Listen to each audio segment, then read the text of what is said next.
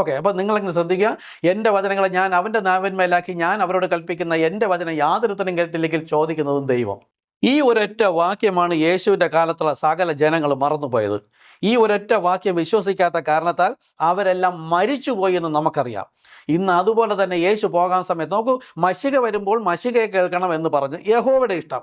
അപ്പോൾ മശിക വന്നപ്പോൾ എന്ത് പറഞ്ഞു? ഞങ്ങൾക്ക് നിന്നെ വേണ്ട, ഞങ്ങൾക്ക് മോശ പറഞ്ഞത് മതി. 2000 വർഷം പുറകിലേക്ക് പോയുള്ള വചനം എടുത്ത് അനുസരിക്കാൻ ശ്രമിച്ചു. ഈ മോശ പറഞ്ഞപ്പോൾ കേൾക്കാത്തവരുടെ തലമുറയാണ് 2000 വർഷത്തിന് ശേഷം യേശുവിൻ്റെ മുമ്പിൽ നിന്നത്. അപ്പോൾ സഭാപ്രസംഗി 1:9 പ്രകാരം സൂര്യന് കീഴെ പുതിയതായൊന്നും സംഭവിക്കുന്നില്ല. പണ്ട് 2000 വർഷം മുമ്പ് എന്ത് സംഭവിച്ചോ അത് തന്നെ ഇപ്പോഴും സംഭവിക്കുള്ളൂ. നോക്കൂ, യേശു പോകാൻ സമയത്ത് പറഞ്ഞു ലൂക്കോസ് 10:16. ഇപ്പോൾ യേശു പറഞ്ഞു ഞാൻ പോകുന്ന പ്രയോജനം, ഞാൻ പോയ ശേഷം പരിശുദ്ധാത്മാവ് വരും, അവനെ കേൾക്കണമെന്ന്. ലൂക്കോസ് 10:16. അപ്പോസ്തലന്മാർ അയക്കുമ്പോൾ നിങ്ങളുടെ വാക്ക് കേൾക്കുന്നവൻ എൻ്റെ വാക്ക് കേൾക്കുന്നു.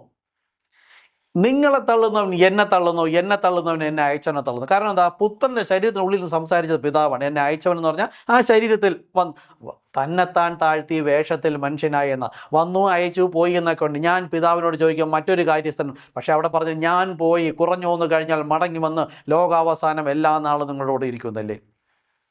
മത്തായി 28:20 നോക്കൂ, ലോകാവസാനത്തോളം നിങ്ങളുടെ കൂടെ ഉണ്ടെന്നാണ് പറയുന്നത്. അപ്പോൾ യേശു ക്രിസ്തു പിതാവിൻ്റെ വലതുഭാഗത്ത് നിന്ന് ഇവിടെ ഇരിക്കുന്ന ആര്? മൂന്നാമത്തെ ആൾ. അപ്പോൾ വചനം തെറ്റിപ്പോവില്ലേ? നോക്കൂ, ആത്മീയനാണ് കാര്യങ്ങൾ ഗ്രഹിക്കുന്നത്. പരിശുദ്ധാത്മാവ് ലഭിക്കാത്തതിനാലാണ് വീണ്ടും വീണ്ടും വീണ്ടും 3 ആക്കിക്കൊണ്ടിരിക്കുന്നത്. ഇനി 1 പറഞ്ഞാലും വീണ്ടും 3 ആക്കുന്നു. പരിശുദ്ധാത്മാവ് ലഭിക്കണമെങ്കിൽ ഒറ്റ വഴികൾ ഓരോരുത്തർ കർത്താവായ യേശു ക്രിസ്തു നാമത്തിൽ സ്നാനപ്പെടണം, പാപമോചന സ്നാനം. ഞാൻ ഈ വിഷയത്തിൽ ലാസ്റ്റ് പറയുന്നുണ്ട്, സ്നാനം കൂടെ പറയാം, താല്പര്യമുള്ള കേൾക്കുക.